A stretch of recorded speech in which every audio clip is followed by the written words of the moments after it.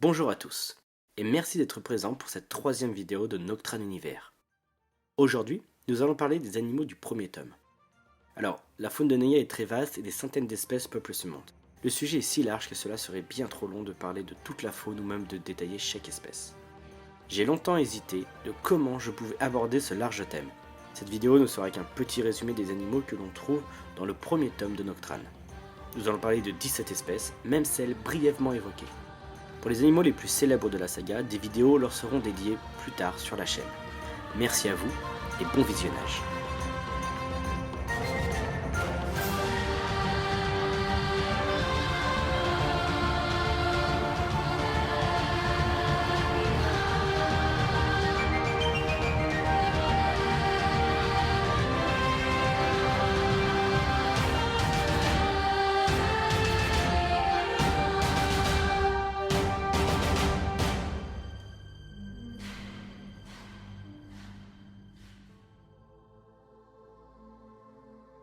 Naya abrite des centaines d'espèces en tout genre. Dans les profondeurs marines aux montagnes les plus hautes, on retrouve des créatures, une faune vaste qui se divise en plusieurs familles, classes, ordres.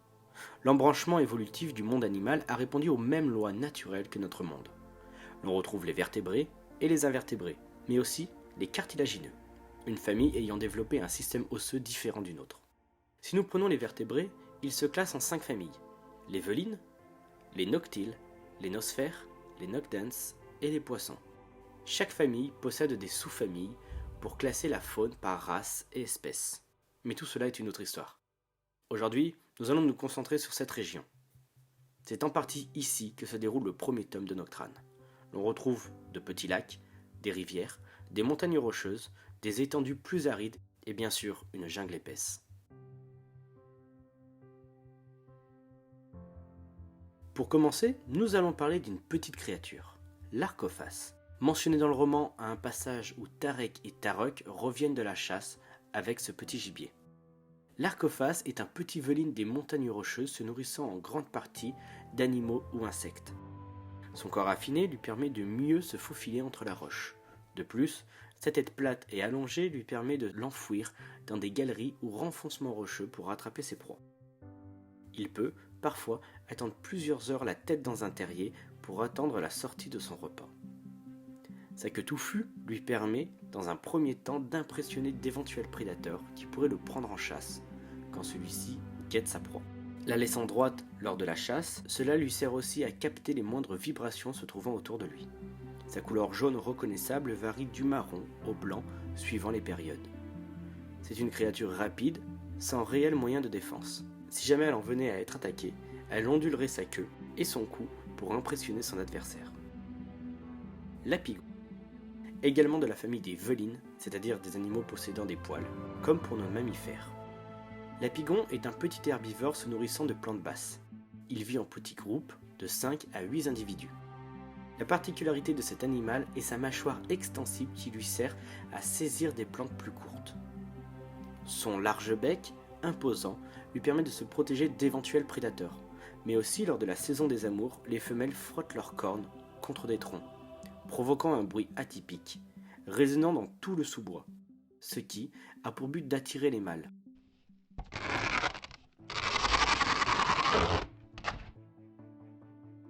Pouvant avoir de 4 à 12 petits, les apigons sont une espèce très répandue dans la jungle. Dans Noctran, cela sera la première viande que nos personnages goûteront autour d'un feu en pleine jungle. Le Plifheim est un poisson d'eau douce, grandement répandu sur toutes les rivières du continent. Ce poisson, vivant en grands bancs, remonte les rivières à la mi-saison. Une aubaine pour bon nombre d'animaux et également pour le clan Neikan qui y trouvera là une opportunité d'organiser une grande pêche. Les Plifheim vivent en couple toute leur vie. Ils sont très prolifiques car une femelle peut avoir plus de 700 petits en une seule vie. Ils se nourrissent de déchets organiques, petits poissons ou vers de vase. Dans Noctran, c'est la première créature mentionnée dans la saga, où le livre s'ouvre sur une grande pêche du peuple Neikan. Tulama. Le Tulama est une anguille pouvant mesurer jusqu'à 3 mètres de long. Se déplaçant en bande d'une dizaine d'individus, c'est une créature à éviter, car ses nombreuses tiges nerveuses lâchent de puissantes décharges électriques. C'est d'ailleurs avec celle-ci qu'elle se défend ou chasse pour se nourrir. Elle peut être très rapide et n'a pas de mal à remonter les courants. Elle aime les eaux chaudes et marécageuses. Dans Noctrane, nos personnages seront contraints de traverser une large rivière. C'est à ce moment qu'un vent de Tulama passera et provoquera des complications au sein de la traversée. Dans le peuple Naikan, les enfants ont très peur d'aller se baigner, par peur de tomber sur une de ces créatures. Ptérix. Le Ptérix est la première créature découverte par Tyler lors de son arrivée sur la planète. Ce petit scarabée des jungles est un as du camouflage, pouvant se rendre invisible aux yeux de ses prédateurs. Il se nourrit de plantes ou de bois en décomposition. On le trouve souvent seul, il n'est pas commun d'en croiser et c'est souvent, chez les Naikan, un signe de chance de le voir. Le Kologoïr ou Galgar Tumoga, littéralement montagne de viande, est un imposant et impressionnant herbivore, un monstre de muscles pouvant peser plus de 4 tonnes. Ce char vivant est pourtant un herbivore calme au tempérament doux. Ses 6 larges cornes sont un moyen d'intimidation imparable. Ne chargeant que très rarement, c'est en partie sa large cuirasse qui lui est le plus utile. Pouvant faire 23 cm d'épaisseur, cela protège ses arrières lors d'attaques de gros carnivores comme l'Okyotras, le prédateur dominant de ces régions. Les Kologoïrs vivent en petits troupeaux. On les retrouve dans les pâturages, les clairières où les plantes basses sont nombreuses. Les Naikan les chassent pour leur viande abondante. Le peuple a appris à conserver la viande pour ne pas la gâcher. De plus, ses larges cornes et ses os solides sont de parfaits matériaux pour la construction d'outils ou d'armes. Nikipilis.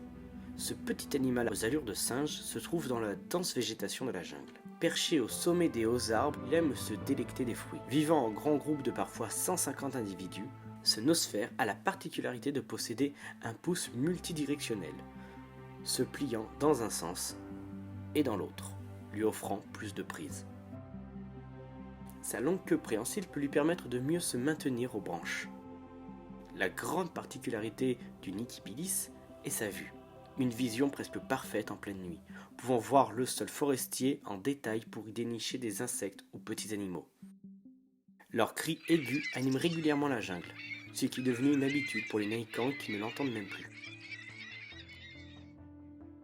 Dans Noctrane, nos personnages se réveilleront et tomberont nez à nez avec ces petits animaux curieux de ces visiteurs étranges. Le Garsupio. Le Garsupio est un petit animal nocturne vivant en solitaire.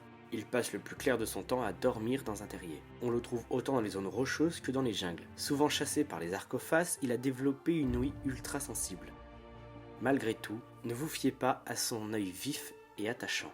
Le Garsupio reste un petit carnivore, un charognard ne se nourrissant que de cadavres. C'est d'ailleurs là que se trouve la plus grande particularité de cet animal, sa mâchoire. Devant souvent saisir le plus de viande possible en une bouchée pour ne pas se faire dévorer par d'autres animaux pouvant se délecter du même cadavre que lui. Le Garsupio a développé une impressionnante mâchoire lui permettant d'arracher des morceaux de viande parfois aussi gros que lui. C'est une fois le morceau saisi que le Garsupio se précipite dans son terrier pour le dévorer. Ce petit veline est grandement aimé par les enfants Naikan, aimant quitter le village pour en observer. Dans Noctrane, nos héros découvriront cette créature venant leur rendre visite autour d'un feu pendant qu'ils sont en train de manger. Cap Sumatra. Les Cap Sumatra sont de grands herbivores des jungles, se nourrissant des plantes hautes, se déplaçant en troupeaux de parfois 30 individus. Ces géants, grandement respectés par le peuple Naikan, sont de puissants animaux de 7 mètres de haut. Leurs couleurs chatoyantes deviennent plus prononcées pour les jeunes mâles lors de la saison des amours. Leurs cris peuvent s'entendre à plus de 15 km à la ronde quand les mâles sont en rut.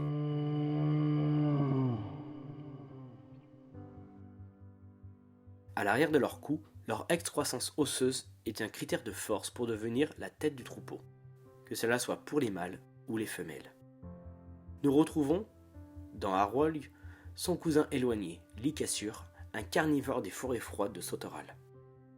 Dans Noctrane, nos personnages devront traverser le troupeau, un moment où la situation devient périlleuse pour eux. Le Karal. Le Karal est un petit carnivore chassant en meute de parfois 10 individus. Il sera un obstacle pour nos héros et surtout pour Tyler qui devra faire ses preuves à ce moment-là. Le Karal est le plus petit de la famille des Karalidés. Contrairement à son cousin le Karal sabré vivant dans les déserts, ce petit carnivore est extrêmement intelligent. C'est un chasseur pouvant tourner autour de sa proie pendant plusieurs jours afin de l'épuiser. Mais ce n'est pas le seul atout de cet animal. Le caral a la capacité de se fondre à son environnement. Ses rayures de couleur orange peuvent varier de couleur, s'adaptant à la végétation ou aux ombres qui l'entourent. Sa peau grise peut se nuancer suivant la roche, car celui-ci ne se trouve que dans les montagnes rocheuses ou les grottes. Extrêmement agiles, ils ont un talent pour grimper et escalader des zones escarpées. Le traclon, vivant aussi dans les zones rocheuses, est bien moins agile que le caral. Étant surtout un charognard, le traclon peut aussi se mettre en chasse quand une proie se présente à lui. Vivant aussi en famille, il ne reste jamais bien longtemps dans la même zone. Il préfère migrer vers des points plus chauds. Originaires des déserts, certains individus ont commencé à peupler d'autres territoires. Malgré tout, ce sont des animaux sensibles au froid et à l'humidité. Leur grand voile, emblématique à l'espèce, est un moyen de réguler la température de leur corps, s'en servant comme panneau solaire pour s'alimenter en vitamines et en chaleur. Le pattern de leurs écailles varie pour chaque individu. C'est ainsi que les traclons se reconnaissent entre eux, comme une carte d'identité bien précise. Les grands mâles s'affrontent régulièrement à coups de cornes pour décider oui ou non de la direction à prendre pour le groupe, même si, dans leur hiérarchie, il n'y a pas de domination à proprement parler. Les traclons sont des animaux évités par les naïkans, mais qui, quand l'un d'eux est tué, est découpé pour sa peau épaisse, extrêmement utile pour les vêtements solides. Dans Noctrane, c'est en grande partie du traclon que viennent les différentes épaulettes et plastrons des personnages naïkans. Le Calopside. Voilà une créature emblématique à la saga. Même si le Calopside passe la plus grande partie de son temps en dehors de l'eau, il reste un excellent nageur, friand de poissons. Ne dépassant pas les 1,10 m de haut, ce petit animal est une proie pour de nombreux prédateurs. Très intelligent, il est un fidèle compagnon pour certains naïkans. Le Calopside leur est très utile pour amener le poisson lors des sorties de pêche. Souvent épargné des chasses, il n'est pour eux ni une proie, ni une menace. Dépourvu d'œil, il a développé de nombreux sens, parmi eux l'ouïe, l'odorat, mais également un système de détection fonctionnant à la manière d'un sonar. Celui-ci émane de son museau en pointe et a la capacité de capter chaque élément qui l'entoure, que cela soit dehors ou dans l'eau. Dans la nature, c'est une créature vivant en famille. Les parents s'occupent tous les deux de leurs petits pendant plusieurs mois. Dans Noctrane, Ampro est le seul calopside présent. Elitana et lui ont créé un lien d'attachement très fort. Ce fidèle ami à quatre pattes ne lâche d'ailleurs jamais sa maîtresse, qu'il estime beaucoup. Le légendaire Irok est un animal à l'allure d'un grand cheval de 3 mètres à 3,50 m de haut. Aimant la vie en troupeau, il arpente les plaines et les prairies de Naya. Irok peut également se nourrir d'écorces ou de racines qu'il décroche à l'aide des 2 cornes présentes sous sa mâchoire. C'est un animal puissant et rapide. Sur un terrain plat et dégagé, il peut atteindre les 50 km/h. Champion d'endurance, il peut galoper plusieurs heures durant sans se fatiguer, ce qui fait de lui une monture d'exception pour les naïkans. L'Irok n'est en revanche pas un combattant. Il préférera prendre la fuite plutôt que de devoir faire face à un danger éventuel. Sa peau, couleur rouge sang, dissuade généralement les prédateurs. Plusieurs couleurs de robe existent pour les Iroks. Que cela soit dans les montagnes enneigées, dans les savanes plus chaudes ou dans les jungles, les Iroks ont commencé à dominer tout le continent. Utilisé depuis bien longtemps par le peuple naïkan, l'Irok est devenu un animal emblématique à leur culture. Malgré leur grande tendance à fuir, ce sont des animaux intelligents qui arrivent facilement à reconnaître leur maître. Le mastoteur. Le mastoteur est le plus grand herbivore de Naya. C'est l'animal terrestre le plus massif.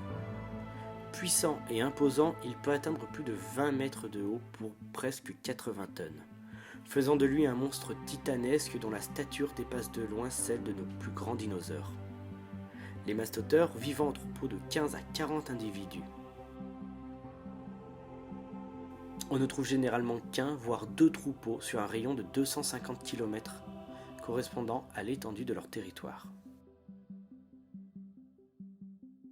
Ces animaux passent le plus clair de leur temps à se délecter de larges branches d'arbres, avalant ainsi plusieurs tonnes de végétation par jour.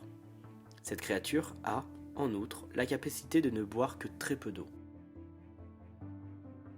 Les adultes sont très protecteurs vis-à-vis de leurs plus jeunes, parfois faciles pour les grands prédateurs ou les naïcans déterminés.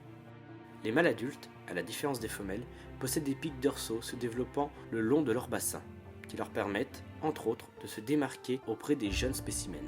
Malgré leur taille imposante, ce sont des animaux peureux, prompts à facilement s'effaroucher. Dans Noctrane, les mastodores sont craints des naïcans, non pas par leur instinct de prédation, totalement inexistant, mais pour leur tendance à la panique. Détruisant tout sur leur passage, ils causent dans leur fuite des dégâts incomparables. Quand Alvagan, le grand-père de Forcan revenu de son grand périple, il raconta avoir vu une tribu de nomades dans le désert, se déplaçant sur le dos de ces grands animaux. L'Okyutras, signifiant mort noire en naïkan, est un prédateur puissant. C'est le prédateur dominant de la région. Un redoutable chasseur craint les naïkans et bien d'autres animaux. Avec ses 3 mètres de haut pour 8 mètres de long, ce puissant animal n'a pas d'ennemis. Chassant de jour comme de nuit, on le trouve régulièrement aux lisières des jungles ou des forêts. Il évite les zones trop denses où il pourrait facilement perdre sa proie. Les femelles sont ultra protectrices de leurs petits, à tel point que l'odeur des petits fait fuir les mâles, prouvant donc que la mère n'est pas loin. Leurs impressionnantes crinières noires ont souvent inspiré bon nombre de naïkans, voulant ressembler à l'animal pour y trouver sa force et son allure.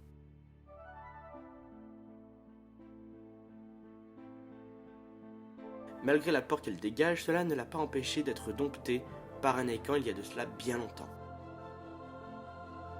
L'arrière-grand-père de Gorb, le bras droit de Volgar, était le grand Okyutras, le grand cavalier de la mort.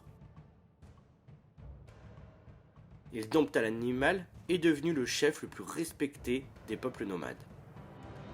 Malheureusement, il s'en serva pour monter une guerre contre Ulkan, l'ancien chef naïkan. C'est d'ailleurs cette créature, Nigar, qui tua, des décennies plus tard, le chef Alvagan, le grand-père de Forcan, pour des représailles. Cette créature a aussi un lien puissant avec Tracops. Souvent considéré comme la mort noire lui-même, il deviendra, aux yeux des naïkans, un Okyutras qui a pris forme naïkan. De plus, l'histoire de son nom est liée directement à la créature, mais ça, c'est une autre histoire. Daruk. Cette redoutable créature est la plus puissante de Naya. C'est le prédateur par excellence. Doté de 4 pattes massives et d'une longue queue pour équilibrer sa course, ce veline possède en outre une mâchoire pouvant atteindre plus de 6 tonnes de pression. Son intelligence hors norme et ses 10 tonnes font de Daruk un monstre ne craignant aucun prédateur. Originaire des terres arides ou semi-désertiques, cette créature a pour habitude de vivre en solitaire. Mais il n'est pas rare de voir quelques meutes se former en plein désert. Plutôt rare, il arpente son territoire, large d'une centaine de kilomètres, à l'affût de ses proies ou de charognards égarés. Daruk est la créature emblématique du peuple naïkan, représentant à elle seule la puissance, la force et le courage. Dans Noctrane, on ne trouve qu'un seul spécimen, Daruk. C'est le seul et unique de son espèce, ramené il y a longtemps par un chef naïkan, parti explorer les terres arides et inconnues. Il aurait alors ramené Daruk encore juvénile après avoir vu le cadavre de sa mère. Une fois au village, il fut nourri et gardé, mais au fur et à mesure que Daruk grandissait, il est devenu ingérable. Il fut alors placé dans une arène et emprisonné ainsi durant des décennies. Pour les naïkans, Daruk est une force incomparable de la nature, leur apportant puissance mais aussi le respect des peuples nomades, car tous savent que Daruk ne recule devant rien ni personne. C'est d'ailleurs chez Volgar que naîtra une puissante jalousie. Jaloux de ne pas posséder d'Okyutras et surtout, de ne pas posséder un Daruk. Le Limu. Le Limu est sûrement la créature la plus emblématique de la saga. Cet animal de la famille des Noctiles est avant tout un grand discret. C'est un animal rare et très difficile à observer. De nature froussard, il a tendance à sortir la nuit ou au crépuscule, quand la température de la jungle se refroidit. Il chasse de petits rongeurs mais peut aussi se délecter de carcasses quand celles-ci se présentent. Très à l'aise dans l'eau, on le retrouve parfois ondulé à la surface tel un serpent. Il est extrêmement intelligent et saura éviter les situations pouvant le mettre en danger. Dans la saga, c'est bien sûr le Limu Virgule que l'on retrouve. Une jeune femelle qui sera un fidèle compagnon. Elle se mettra malheureusement bien plus en danger que ce qu'elle devrait pour son espèce, la rendant souvent vulnérable dans le but de protéger son maître, à qui elle semble vouer une dévotion presque mystique. C'est une créature agile et rapide. À l'âge adulte, elle devient plus musclée et robuste et peut faire face à d'éventuels prédateurs. Pour les Naekans, c'est une créature qui ne doit pas être chassée. Peu de Naekans savent véritablement pourquoi, mais la légende raconte qu'il y a bien longtemps de cela, le premier chef Naekan, le grand Nargan, aurait suivi un couple de Limu pour les observer. En les suivant, il serait tombé sur ce qui sera plus tard le célèbre village des Naekans. Fasciné par ces animaux, Nargan leur apporta une grande importance, même s'il ne put en voir que très peu tout au long de sa vie. Par respect pour le grand chef, le Limu devenu un animal que l'on ne devait plus chasser, que cela soit pour les Naekans ou le peuple Naikin. En revanche, pour les clans nomades, comme le peuple de Lance, cela ne fonctionne pas.